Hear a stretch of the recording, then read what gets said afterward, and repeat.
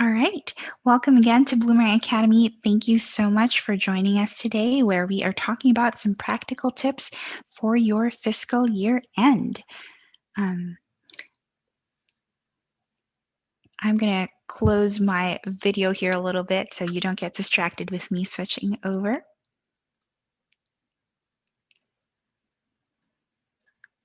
All right, so for many of you, this may be your fiscal year end or the start of a new fiscal year. That means you need to make sure you don't lose any of those donors that you took such pains to acquire over the last year. It also means tying up any loose ends to assure you don't leave money on the table. For those of you on a different fiscal year, it's never too early to think about what you need to do down the road or to get your reports in place for when you need them.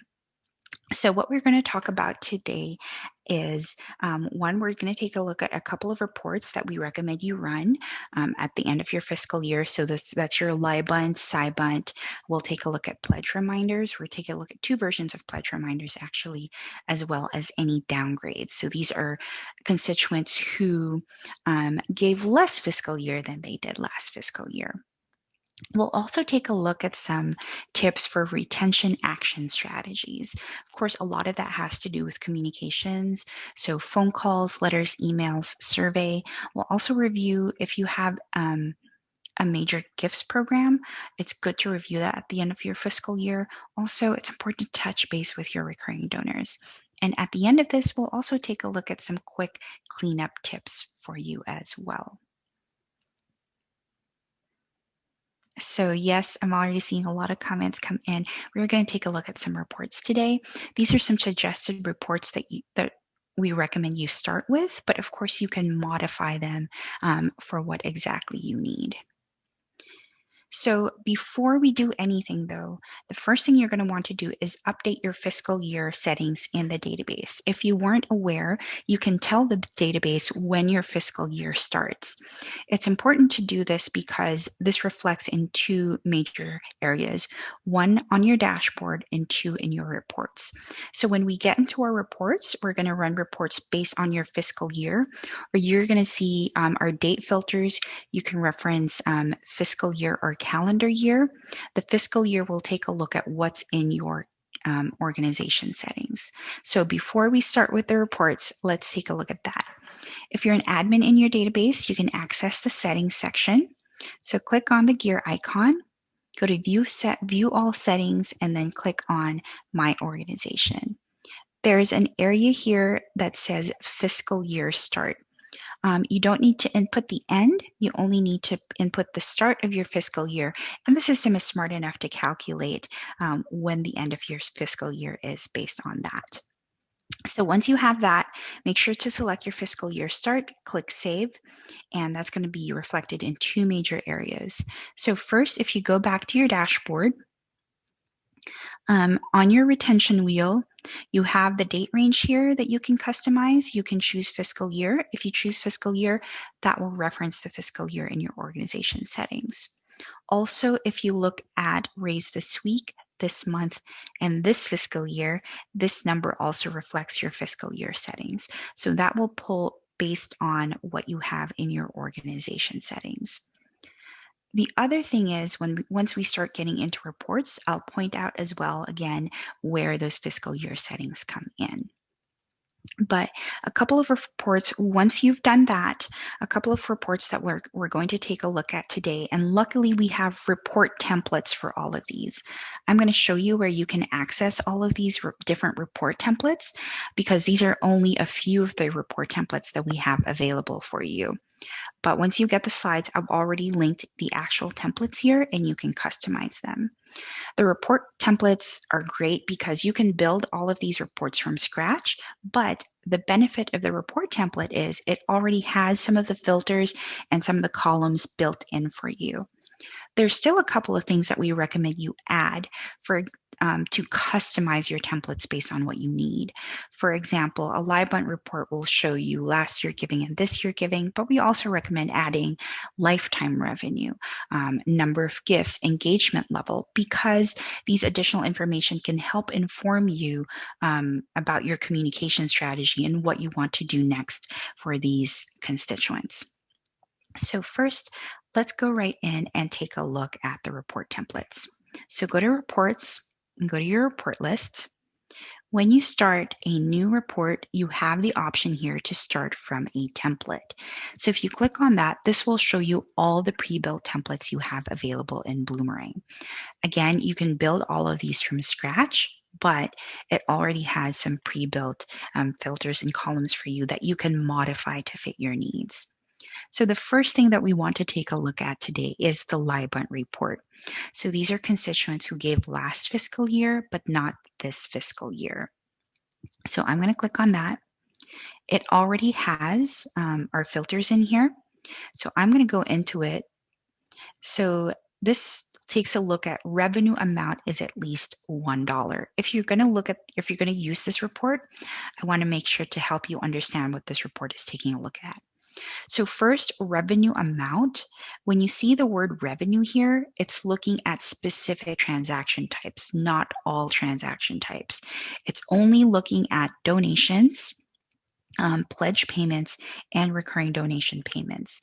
So it's not going to include the pledges themselves. It's only going to include the pledge payments that have come in. It's not going to include the recurring donation schedule, only the payments. It's not going to include any soft credits in there as well. So you can decide for your purposes, do you count soft credits toward your retention? When you're talking about retained donors versus lapsed donors, is soft credit something that you take a look at? So if I have a donor, for example, that may not have given anything out of their own pocket, but they continuously or consistently raise funds for the organization, do I want to consider them retained or not? And that's up to you. And you can add or modify these filters to reflect that. But that's what this means. Revenue amount is at least $1. That's going to include donations, pledge payments, and recurring donation payments. And we're looking at an amount of at least $1 because we know most of you, for your in-kind donations, would have a $0 amount and have the value under in-kind fair market value. It takes away those $0 amounts as well. And then you see here, it says date is last fiscal year. So this is where we're talking about where it references that fiscal year in your organization settings. If we click into this, you do have other options here as well. You have quarter, fiscal year, last year. So last year only takes a look at calendar year. If your fiscal year is the same as the calendar year, no need to change that. But if your fiscal year is different, make sure it should change that in your org settings. And when you use fiscal year here, it will reference that date. Now, first, how do you modify these filters if you want to change that? For example, if you do want to include soft credits, you can click and this time what we're going to do is look for the filter type and specify which transaction types we want to see.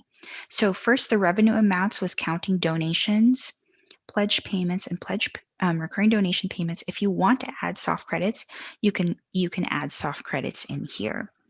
Now, the reason we don't want to count pledges and pledge payments together is you don't want to get a sense of falsely inflated totals, that it might be counting both. If somebody made a $1,000 pledge and a $500 payment, you don't want the report showing that they gave $1,500. You want the report to show the actual dollars received. If you want to include soft credits, you can include that as well. And if you are including soft credits, I would recommend taking out this filter, since soft credit is not a revenue type transaction. So that's going to give us 0 results. So you can take that out and then click OK. And that will, as a reminder as well, I'm going to click cancel here because I don't want to change these filters, but whatever filters or whatever changes you make to the filters in your include, you also want to make in your exclude. So you want to make that consistent. So up here, we're taking a look at revenue amount last fiscal year. Down here, we're also taking a look at revenue amount, except it's for this fiscal year since it's a Cybunt. Another thing I wanted to point out about the report as well is it takes a look at household giving.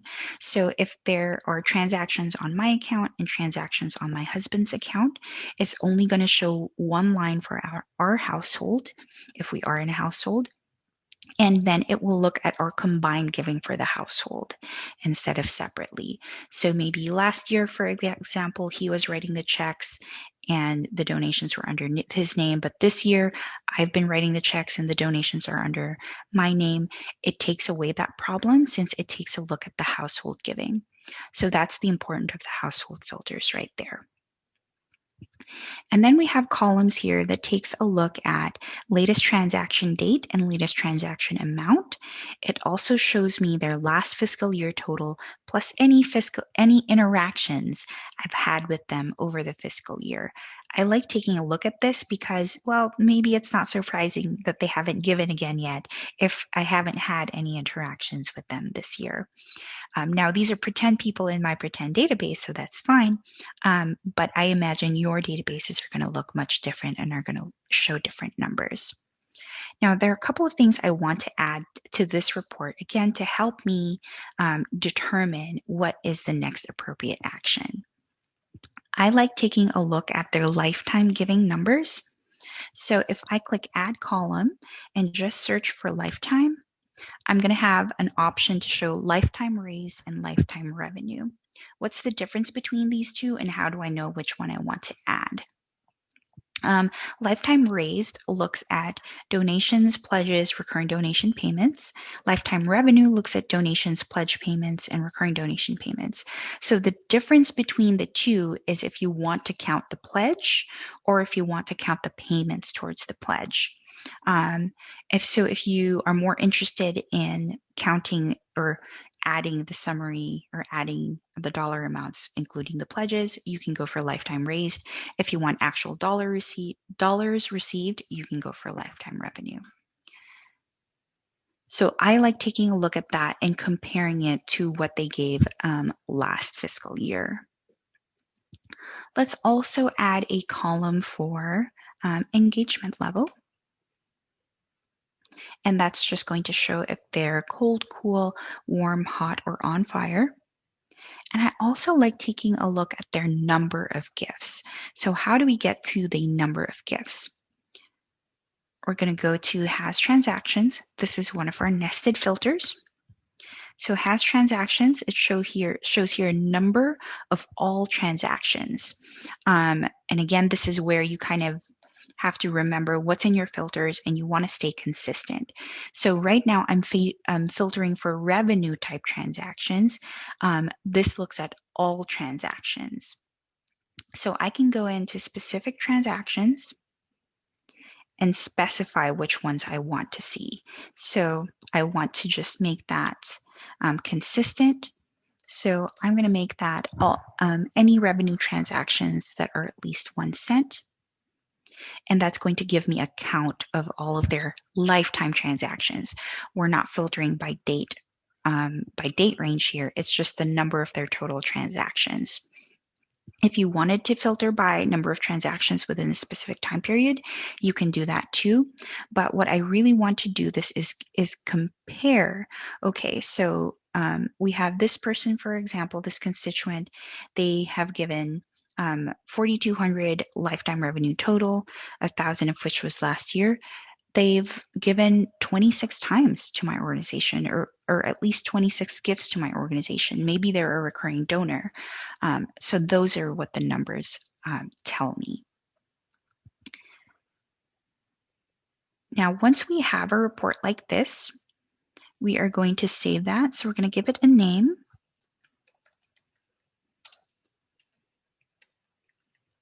So right now, I'm just going to say this is my Cybunt 2020-2021. And then you have several options here. You can, of course, save and keep editing, which just saves your report in your database so you have it for future reference. Another thing that I like to do is you can schedule the report. So if it's not your fiscal year end yet, or if this is something that you'd like to keep tabs on a regular basis, you can schedule this report. And the nice thing about this is you can schedule it to go out once, or you can schedule it to go out on a recurring basis. So you can select your frequency there. You can also indicate if they require a Bloomerang login to view the report. So this is an important distinction. You can send this report to anyone's inbox, even if they're not, or even if they don't have a user account in your database. So maybe you have some volunteers who will help make phone calls, for example. They don't need to have a Bloomerang login for you to be able to send them information. When you do that, make sure that you add columns in the report for the data that they will need to perform whatever action you're asking them to do. So if you want them to call donors, you want to make sure to include a column for their phone number, for example. So you can set this to go out to anyone's inbox, whether or not they have a Bloomerang login or a login to your database. So right now we're just going to save and go back to the report list. So that's one report that you'll take a look at. Another report that we recommend is your Cybunt. This is very similar to your Cybunt, except the Cybunt is they gave last year, but not this fiscal year. Your Cybunt, they gave some years at some point in the past. So you can set if that looks at a specific date range or just at any point in the past, but not this particular fiscal year. Now, another report that we mentioned is the downgrades. These are constituents who gave less fiscal year compared to last fiscal year. And then we have two report templates here that you can take a look at for pledge details. This is just outstanding pledges with pledge payments to date, or specifically pledges that have a payment due next month. So again, depending on what you want to do, you can take a look at these two reports. So if we go back to our Cybunt, there's a couple of ways you can take a look at this.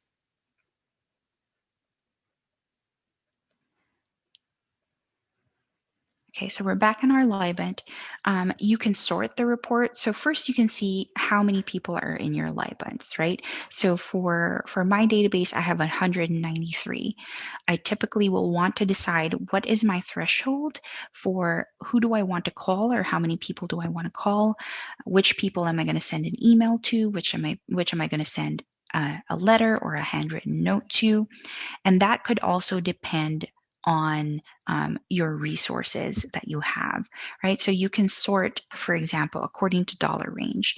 Maybe, so these are my Cybunts, but maybe I want to prioritize based on lifetime revenue. So if I click on the arrows here, you'll see now it's sorting from lowest to highest. If I click that again, it's going to reverse sort from highest to lowest. So that informs me that, hey, this is a high value donor that's given a lot over their lifetime. I don't want them to lapse, or I want to re-engage them. So they're going to be prioritized. So maybe I look at my 193, and based on who I have to make calls, we can make a decision, or my organization can make a decision on, okay, how many of these households are we going to try to call? Are we going to go by number? Are we going to go by dollar amount? Are we going to say, for example, that everyone who has given at least 10,000 and up in their lifetime is going to get a phone call? You can make those decisions from here. So I like taking a look at the big report first, and then basing my chunks off of that. So for here, what we're doing is sorting them according to dollar range so we can prioritize contacts with the largest donations. You're going to want to remind these folks of their generous past support or outstanding commitment if they have one, if you're taking a look at your pledge reminder report, and thank them, of course. And let them know that they have time to renew or fulfill and make a difference for your fiscal year. This is important for all sorts of reasons, including the fact that different CRMs treat different treat lapsed donors differently. So you don't want to inadvertently drop someone off your donor stewardship list when they may not even realize that they lapsed or they're lapsing, and they fully consider themselves to be loyal supporters. It's a tricky time as well if you have a fiscal year that's not aligned with a calendar year. Most of our donors think in terms of calendar year, so it's not a bad idea to remind them of your fiscal year. So once you have a list like this, and again, you want to take a look at that based on what are you prioritizing? Are you prioritizing lifetime giving? Are you prioritizing number of gifts? Are you prioritizing engagement level? Prioritize your list, see what resources you have available, and then you can make your strategy or your action strategies from there. So once you have your report, we always recommend a phone call. The more personal the interaction with you that you have with your donors, the better returns that you're going to have. We compared our customers last spring and the previous spring, and the more personal the interaction, something like a phone call or an in-person interaction, whether that's really in-person or virtual, yields higher results than an email or a letter. So first, identify your most important lapsed donors and try to give them a phone call. So these can be those who've given the most, as well as those who you believe have the greatest potential to renew. That's where the engagement level comes in, right? Maybe they gave a one-time gift of $1,000, which could be a large gift, but if this has been their only gift and their engagement level is low, that's something to consider. So that's the importance of looking at those different columns. You have your lifetime giving, you have your number of gifts, you have your engagement level. You can also take a look at first-time donors who made an above-average first-time gift. At this point, you're going to have some idea of what an average gift size is for your organization, what an average major donor or what the major donor threshold is for your organization. If they're giving above your average first-time gift, you might want to consider giving them a phone call. You also want to take a look at maybe those who've given consistently over a period of years. So we added a column in the report for number of gifts. That could be a good indicator as well. You know, they may not have a high number or a high amount of lifetime giving, but maybe they're consistent donors, they're monthly donors. You still want to consider giving them a phone call. Or maybe you can take a look at, you can also add a column for first transaction date. If they have been a longtime supporter of your organization, they're more likely to keep supporting your organization as well.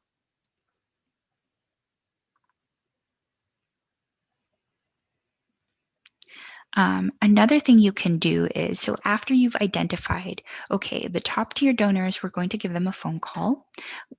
What are we going to do with the rest, right? We don't just want to not communicate with them. A good thing that you can do is send them a letter or send them an email. So consider for those that you're not able to call, or even if you tried calling them but weren't able to reach them, and you left a message, you can still send them a thank you letter. So make it brief, direct, and as personal as you can manage. Like I mentioned, if you called and left a message, reference the fact that you're sorry you missed them. Stay upbeat and positive, praise your donor for their past generosity and support of your mission, and generally take on the point of view that they'll want to give again if they're able. Don't go into this thinking that they don't want to give anymore. Think of it as maybe they forgot or they're not aware that this is your fiscal year end. If you begin by telling the donor that you know they intend to give because you know how much they care, you can assume in your tone and language that your donor simply has forgotten or has just not gotten around to it due to, like, we all get busy in life, and sometimes that gets in the way. So try to make it personal.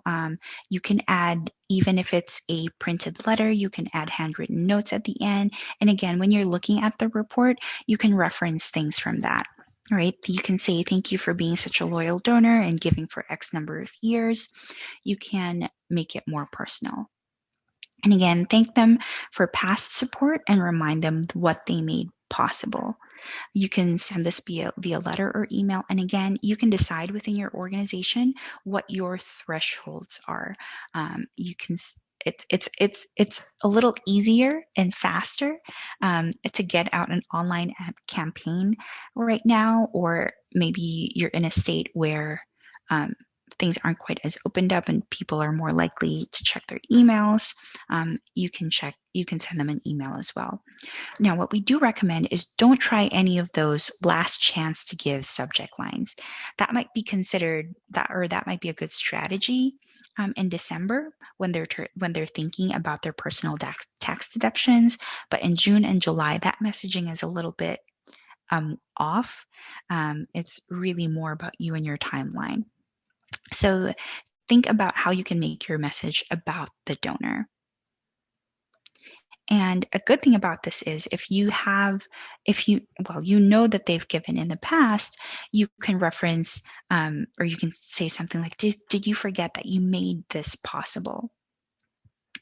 And remind them of that. Another thing is pledge reminders. So it's great to have those pledges come in and commitment to get money in the door, but you want to make sure that you follow up on that. So you want to take a look at your report and take a look at, do you have any overdue pledges? So these they should have been paid by now, but they haven't.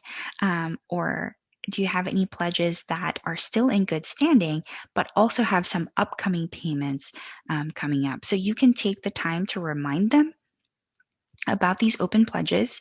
In Bloomerang, if you send a letter or a report, you can also include a summary of their past payments, and you can include the remaining balance as well. So I want to take a look at that real quick. And again, you can decide if you want to be sending them a letter or an email or a phone call, and that's going to be based on your resources and what your capacity is. So I have a pledge reminder here, and I want to show everyone some of the merge fields that you can use to make this a little bit easier for you, so you can generate your letters in batches. So here, for example, we just have a simple, we wanted to thank you for your pledge amount. This is the total amount that they have committed that you made on. You can put the date. Your next installment of amount is due on next date. Now, again, I'm adding a lot of these to show you that it's possible, and you can decide if you want to add it or not. Another thing that I like to include as well is a data table that shows them a summary of their payments. Now, again, you don't need to include this if you'd like, but just to show it's possible, you can add here date, amount, fund, for example. If you click on add column, you can actually scroll down to the transaction area if there's anything there that you would like to add. There's also going to be a section here on pledges. So anything that you see on this list, you can add as a merge field, you can add as a column in your data table. So you can say, for example,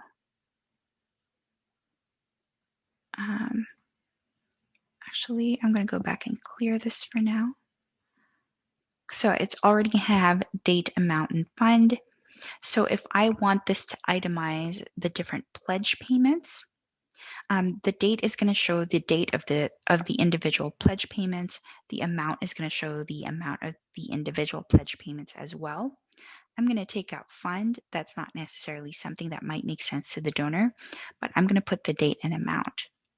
So I know that I want the data table to be showing the pledge payments. I can also add some wording, for example, of total amount paid. And this time I'm going to add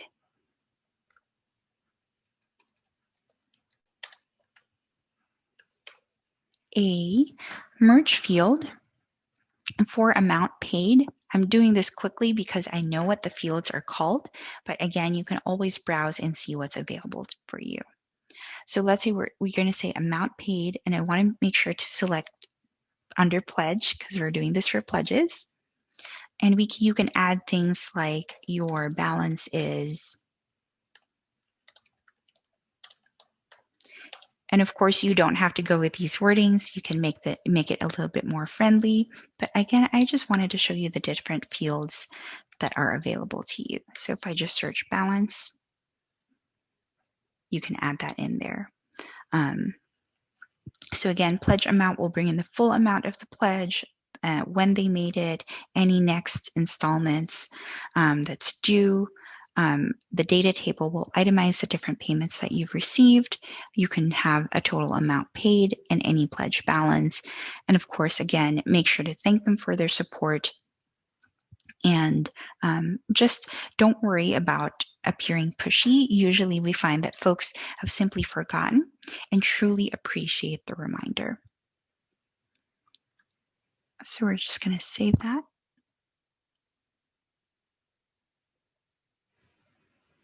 And the good thing about this as well, once you've created those reports in Bloomerang already, you don't need to build the reports or build the filters all over again in your letter or your email. You can just reference those reports that you've already built. So if you haven't referenced reports before, you just want to click and. You'll see here in the report, you can select the different report or whatever report that you made that you want to reference here. So what this telling the system is anyone who is in that report, I want them to get this letter. When I run this letter or when I send this email, anyone who is in that report will get that letter or get that email.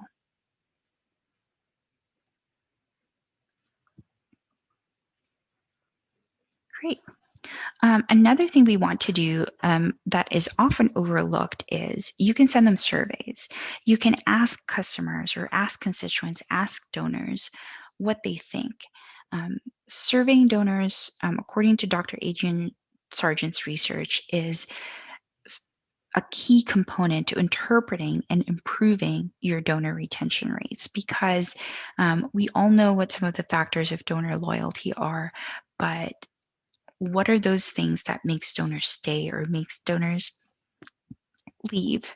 If you're not asking your constituents, you might be missing out on that opportunity.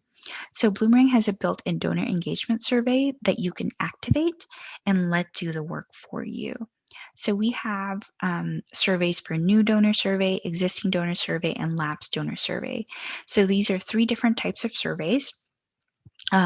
With questions that's based on Dr. Adrian Sargent's research, and they automatically get sent out based on if the donor meets that criteria. So, for example, if you turn this survey on as of today, then any new donor that's going to come in is eligible to receive that new donor survey.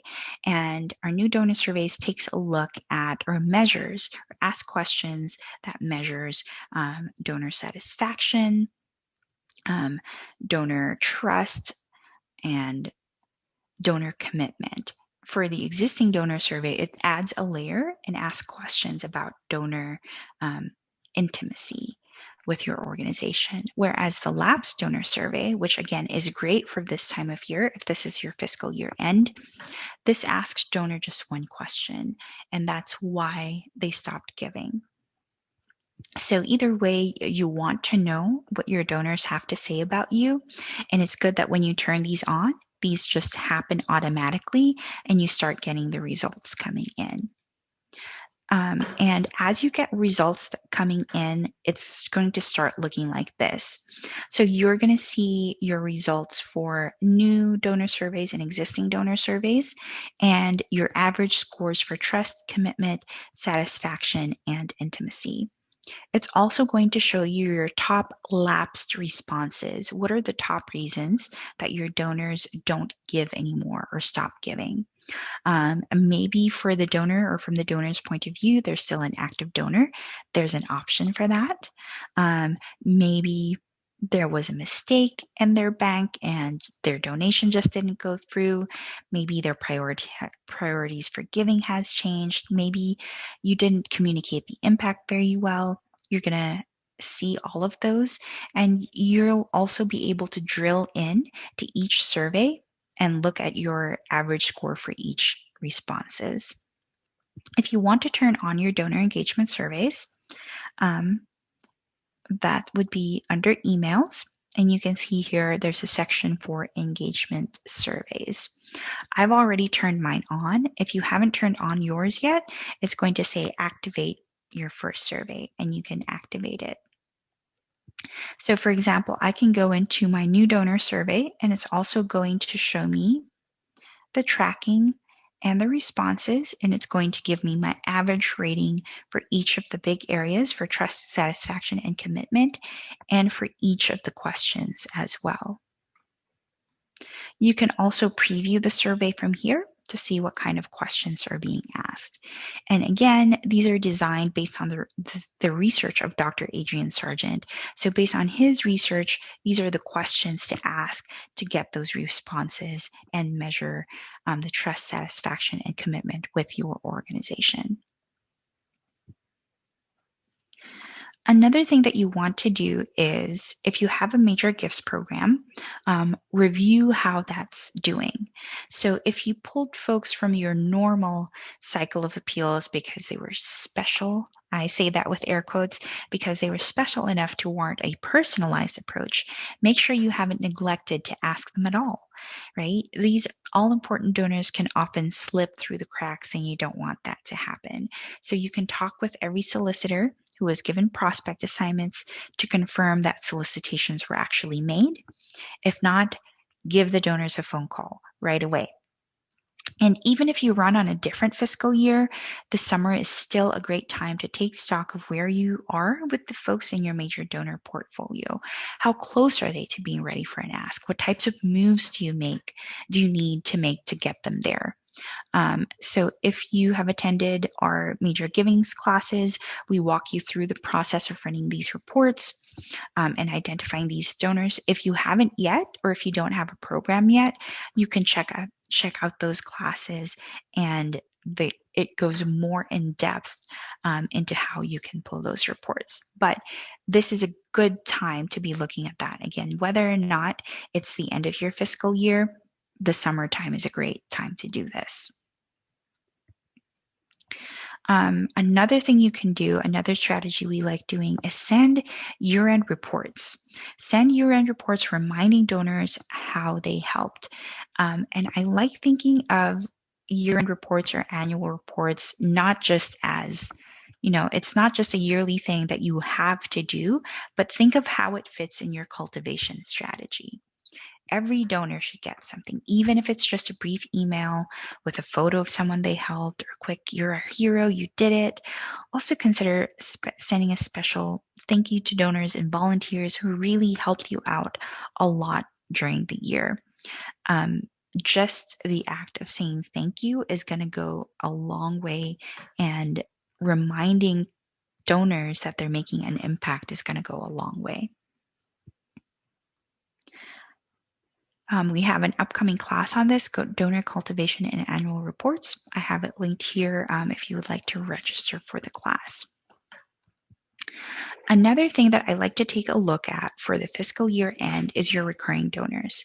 Now, a lot of time, for example, if you have monthly donors, they might tell you, "I don't need a thank you every month, just send me one at the end of the year." So it could be, it may have been a while since your monthly donors got a real thank you.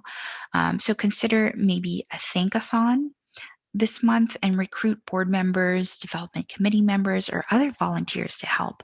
If you're a school, for example, ask the students to help. It's always great for the donors to hear directly from the constituents that they're helping. So if you can get help from that front as well, that would be amazing. And again, this could just be a pure thank you. In fact, that's what we recommend. This isn't necessarily the time to ask for an upgrade. However, just saying that thank you is an excellent way to set the stage for an upgrade ask within the next couple of months. So when you give people something, even if it's something as simple as a warm, heartfelt thank you, they really feel inclined to reciprocate the favor. So just saying thank you, even if you're not asking for an upgrade, kind of sets you up for that in the next couple of months. Your volunteers might be hesitant in helping you make phone calls. You can help them with that. You can give them a script that helps them talk through the process. And again, it's really about the donor. You're calling to say thank you, maybe ask questions about, why do you give to our organization? Why are you passionate? Or share your passion about the cause. And really, the point of the script is to get the donor talking, and your role is more to listen and to say thank you. We have a great resource.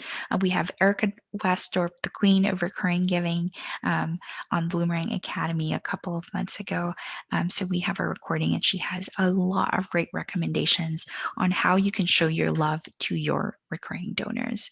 So check that out as well.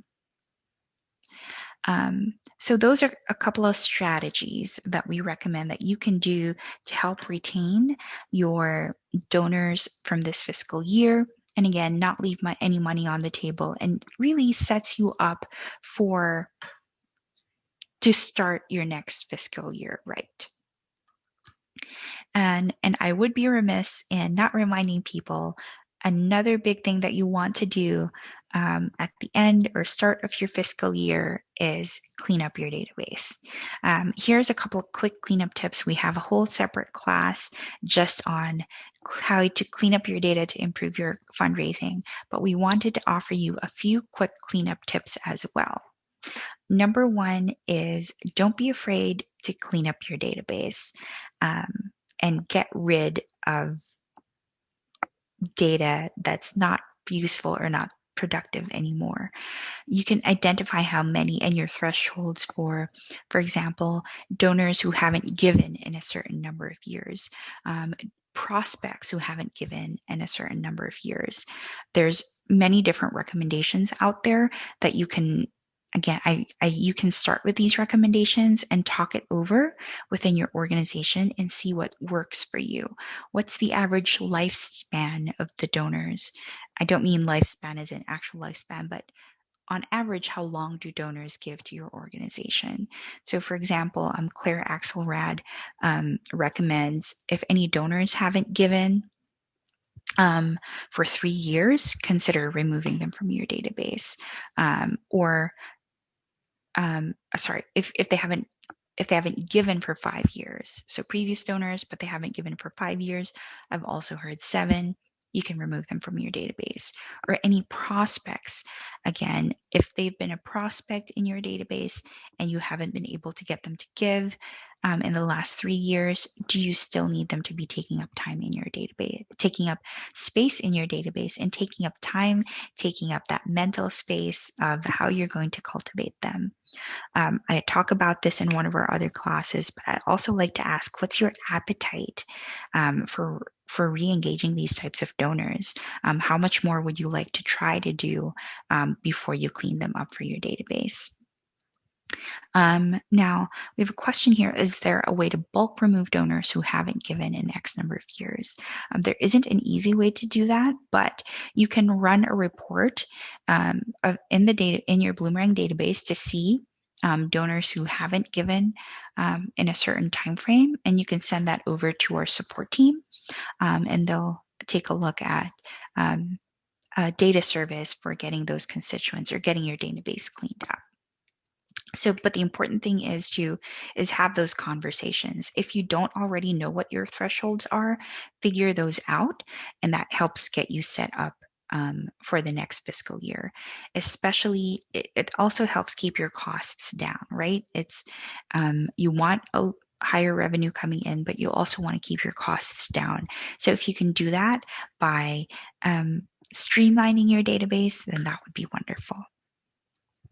Another thing you can do, we have a comment here. We've had Bloomerang bulk remove for us, and it's been so worthwhile. Yes, I cannot recommend that enough. Just because, like, if it's in your, for me personally, if they're on my list, I'm still thinking about them. I'm still thinking about how to engage them. I'm still thinking about what to do. I'm still sending them emails and letters. So it's not just the space in your database. It's not just the time, like it's all of that. And two, something that's very, very easy to do is you can turn on free nightly NCOA processing in your Bloomerang database. If you have a standard Bloomerang license or standard Bloomerang account, this is free and it can happen up to nightly. 17% of the adult US population moves every year. Not only will NCOA find movers for you, it will also fix addresses such as adding street, avenue, road if that's missing, or if it's incorrect, or standardizes it based on USPS standards. It can also add the up to +4 zip codes. And again, this is free to come with your Bloomerang database. So if you haven't turned this on yet, again, you can go to your settings, view all settings. We're going to go back to my organization. And down here, there's a section for NCOA. It's already turned on in my database. So if you don't already have that turned on for your database, this will say activate NCOA processing. You can just click on that and that's it. That's all you have to do, and the updates will happen as much as nightly. I say as much as nightly because it depends. So it's going to compare what's in your database with what's in the USPS NCOA, and if it finds something nightly, you can get updates nightly. If it finds something every other day or every other week, however often that is, that's how often your database will get updated. And that's it. That's all you have to do, and that already gets pulled in. So you're not spending money unnecessarily on mail that's not going to reach your constituents. You're going to get those updates right away. It's funny, I recently moved, and I hadn't changed any of my addresses yet with the organizations that I support, but I got one of the cards at our new address because they had their Bloomerang customer and they had NCOA processing turned on in their database. So I was still able to get their mail. So it was nice to see that in action. Now, the NCOA processing doesn't remove doesn't remove any data from your database. So if it finds a new address, it's going to add that new address to your constituent. It's going to keep the old address, but it's going to add that new address and make it primary. So don't worry, you're not losing any information that you have in your database. And you don't have to remove the old address if you don't want to, since again, the new address will be primary. And if you run any letters from Bloomerang, it's going to use the new address. So you can also see if any NCOA updates are made on the account, it's going to have a note, an NCOA note on the address, and you can report on these as well. So you can take a look at which of your constituents have been updated. So reasons that you might see an update here are if they find a move with the USPS, if the address is standardized, or if according to the US Post Office, the the address that you have is non-mailable. It's good to know that as well. I personally like taking a look at that because I can make the decision of, well, they're not mailable, but I have an email address for them, so I can still reach the donor that way. Another thing that the NCOA processing does for you is deceased suppression. So if it is able to find an exact name and address match, it's going to mark the constituent as deceased in your database. So you don't have to be sending mail to constituents who are already deceased as well. We have a question here: when addresses are updated, for example, a spouse in the household is deceased, can Bloomerang automatically update the household to make the surviving spouse the new head of household? We cannot do that, but that's a great suggestion. So I'm going to pass that on to our product team for consideration. Thanks for that suggestion. So that's the NCOA processing. And again, you'll get those address updates. Standardizing addresses, you get the deceased suppression as well. Now, this is not your address finder. This is a change of address. So if there is a change of address found, we can get that updated, but it cannot find missing addresses for you. Another thing as well, identify potential foundation and business funders. I know we've talked about more individual giving, or most of the tips that we've talked about today apply to individual donors. And this makes sense since 80% of our donors, or 80% of donor dollars, according to Giving USA, come from individual donors. However, you don't want to ignore those institutional, you don't want to ignore the organizations as well, because you might be missing out on some potentially significant grants. And new fiscal years are about to begin for them as well. So get those lists in order so you can get your proposals delivered in a timely manner in the coming year. Again, if this is something that your organization is doing or would like to start doing, we have a whole class dedicated to grant tracking, grant management using Bloomerang. Now, since securing this type of funding can often be a matter of who you know, don't forget to run a report of organization constituents, run this by your board or a committee or some select major donors, maybe even some loyal volunteers and your staff, of course, to see if anyone has connections with any of these prospects or any relationships with any of these prospects. And if you aren't already doing so, you can create relationships for them in Bloomerang. So you can report on that as well. That's something I like to do. So I can, for example, I can run a report of organizations that have a relationship with our board members and talk to your board members about how can we make this relationship stronger and make it as easy as possible for your leaders to review your business and foundation prospect list. Ask them specific questions. Who do they know that works there? Who maybe someone there serves as a trustee? And how might they be able to help? Do they have any suggestions on the list you prepared? Or does anything inspire them to provide additional suggestions? So come ready. And make it easier for them to help you. We have some upcoming classes as well. I mentioned some of these earlier. We have donor cultivation and annual reports coming up, clean up your data to improve your fundraising. We have classes on donor engagement surveys, gift entry reporting, and creating thank you letters. I know that's something that always happens, but again, that thank you, that just additional thank you of just calling to say thank you is so important. So we want to emphasize that as well. And of course, if you have any additional questions, our support team can help. And I'll take a look at some of the questions we have now here as well. Is there some way to find email addresses or phone numbers? There isn't a built-in way to find that in Bloomerang, although we do offer data append services. So the way data append services work, for example, is if you have a list of names and addresses, we could potentially find email addresses for them. Or conversely, you have a list of names and email addresses, we could potentially find the physical addresses for them.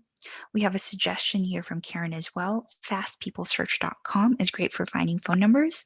Thank you. I love that. I'm going to add that to the slides of our resources so that everybody can get that link as well.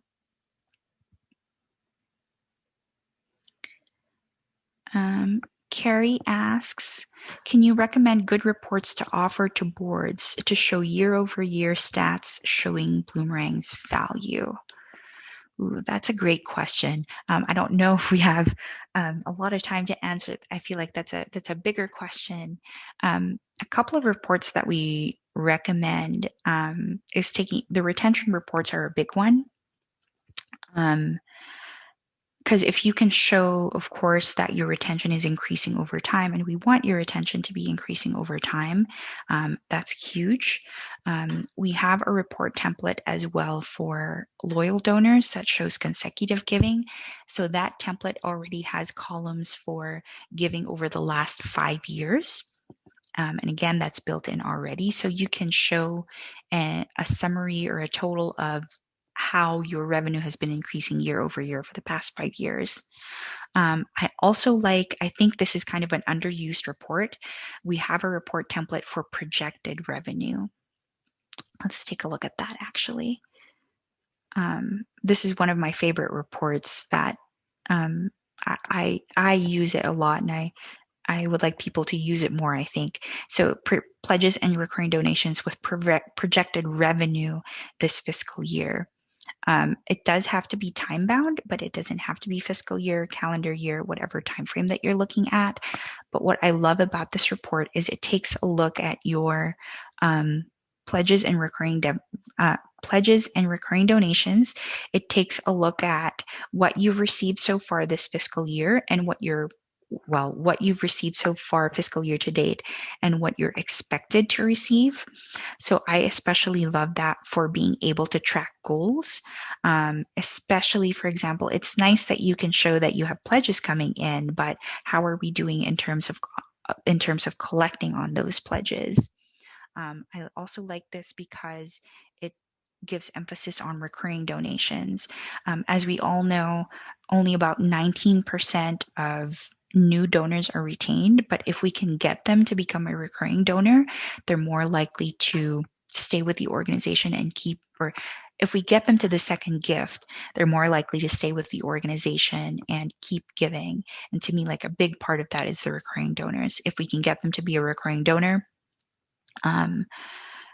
we're going to realize a lot of revenue over that lifetime as opposed to just maybe 1 or 2 big gifts. So being able to show the potential of the recurring donations, even though like it's $5 a week, $10 a month, those are very low numbers that I'm giving, but seeing them projected out a year, projected out however many years is going to be great. Thank you for that question.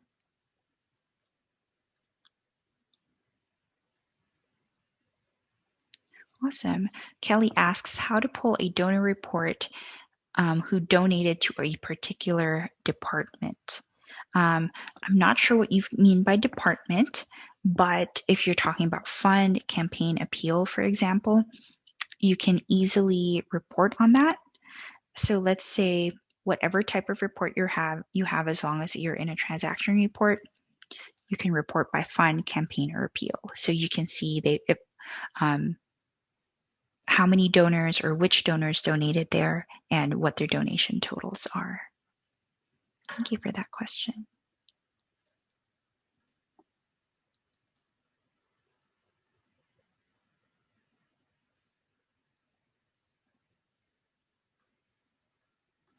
We have a question here. What if I want to take a look at fiscal year 2020 versus fiscal year 2021? So it is July 1st. So if you've just switched over, your fiscal year, your current fiscal year, or this fiscal year might not show a lot yet, but you can always change that to last fiscal year if you would like. Wonderful. Thank you so much. It looks like I'm just quickly searching if we have any missed questions. Thank you so much for joining me today. We hope that this has been helpful for you. If you have any tips as well, or if you'd like to have follow-up questions of how do I run this type of report? These are the types of reports that our board members ask us each year, because that might be different for each organization. Let us know and we'll be more than happy to help you out. Thank you again for being with me today, and we hope that you have a great rest of your day, a great start to your month, and a great fiscal year ahead. Have a wonderful day. Bye.